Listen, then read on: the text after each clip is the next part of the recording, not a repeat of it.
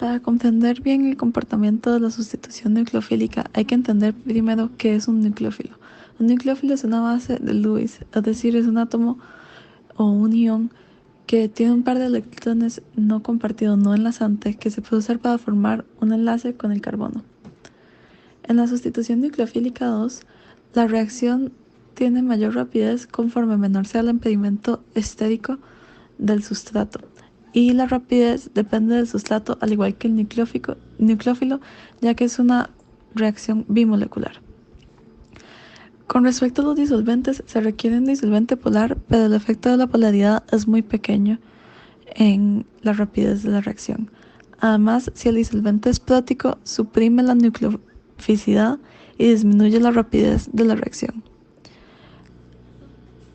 El arreglo de los enlaces experimenta una inversión tetraédrica, resultando en una configuración estérica opuesta entre el inicio de la reacción y el final de la reacción. A esto se le refiere con que hay una inversión de la configuración. Para la sustitución nucleofílica 1, las disolventes ayudan, ya que entre más polar sea el disolvente, mayor es la rapidez de la reacción.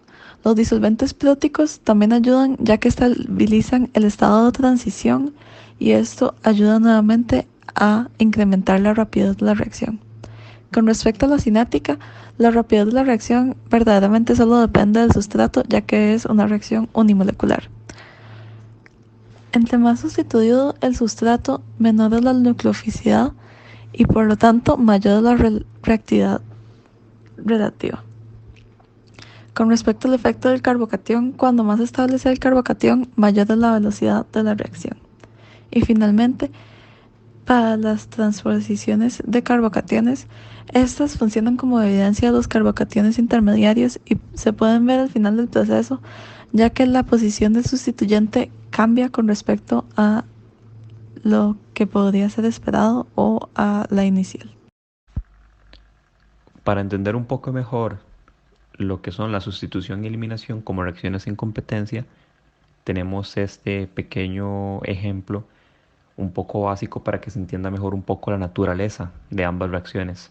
Como podemos observar, tenemos una molécula que está reaccionando con un anión libre. En el caso que se dé una reacción de eliminación, podemos observar que la molécula sufre un cambio ya que se forma un doble enlace entre los dos carbonos. ¿Por qué se da esto? Porque el carbono de la izquierda deja libre a un hidrógeno y el carbono de la derecha deja libre a la X, que en este caso también podría ser un bromo, por ejemplo. Y esto fuerza a la molécula a formar un doble enlace. ¿Qué es lo que pasa con el hidrógeno que queda libre? Este hidrógeno que queda libre se une al átomo Y, que estaba libre previamente, y en el caso de la X que queda libre, esta queda libre, queda sola y se forma en un anión, o sea que empieza a tener carga negativa debido al electrón que queda libre. En el caso de la sustitución nucleofílica, podemos observar que los dos carbonos no sufren no se ve ningún cambio en los enlaces. Lo que pasa en este caso es que la Y, que está libre, se une al carbono de la izquierda, reemplazando a uno de los hidrógenos, que en este caso es representado como esa X que queda libre. Más adelante se va a entender mejor cómo es que funcionan en casos más complejos. Ahora, para que se entienda un poco mejor las reacciones de sustitución nucleofílica y las reacciones de eliminación, vamos a poner características que éstas presentan en contraste. Respecto a las reacciones de sustitución nucleofílica, tenemos las de tipo 1 y las de tipo 2. En el caso de las de tipo 1, tenemos que son unimoleculares, tenemos que se dan en dos pasos, tenemos que estas dependen del grupo saliente y del carbono, tenemos que en estas sí hay carbocationes, tenemos que la rapidez es regida por estabilidad del carbocatión y tenemos que en estas sí pueden haber transposiciones. Ahora, respecto a las reacciones de sustitución nucleofílica de tipo 2, tenemos que estas son bimoleculares. Tenemos que estas se dan en un solo paso.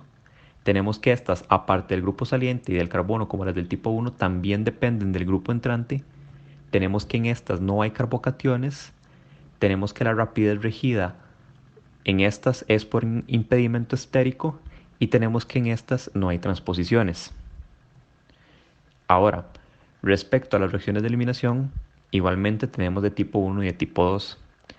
Las de tipo 1 tenemos que son bases débiles que funcionan.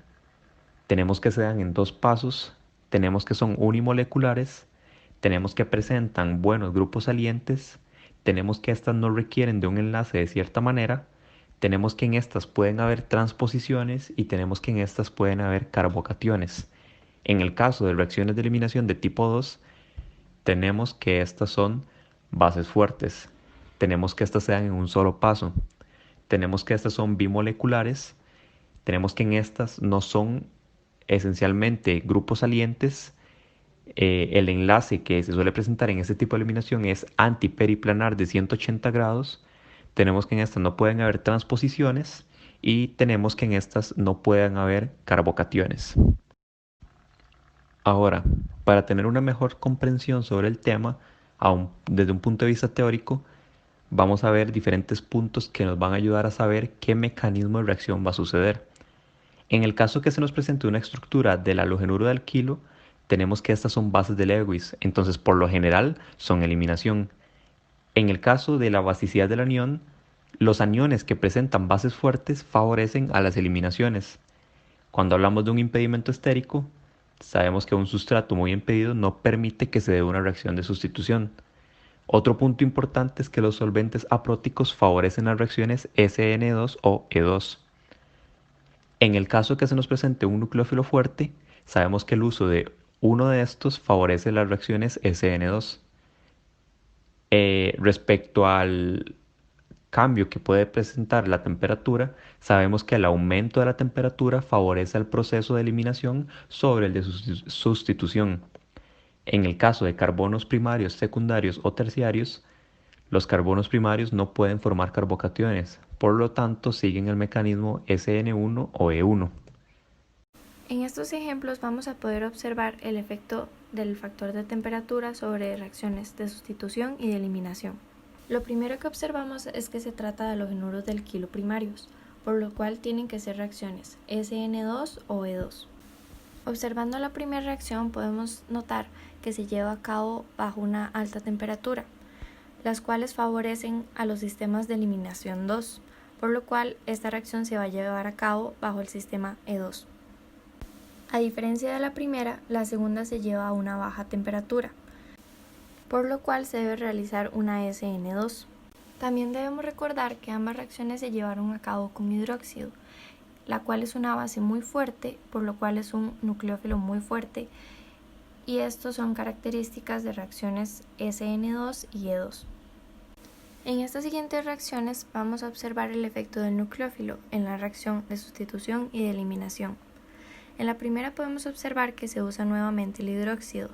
Ya sabemos que este funciona con las reacciones de eliminación 2 y de sustitución nucleofílica 2.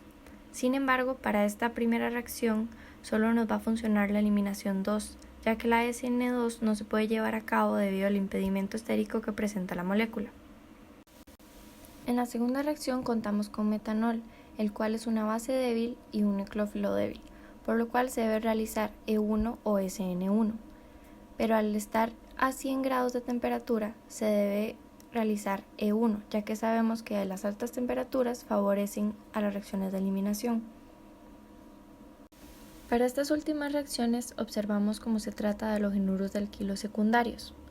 En la primera reacción, esta se lleva a cabo con agua.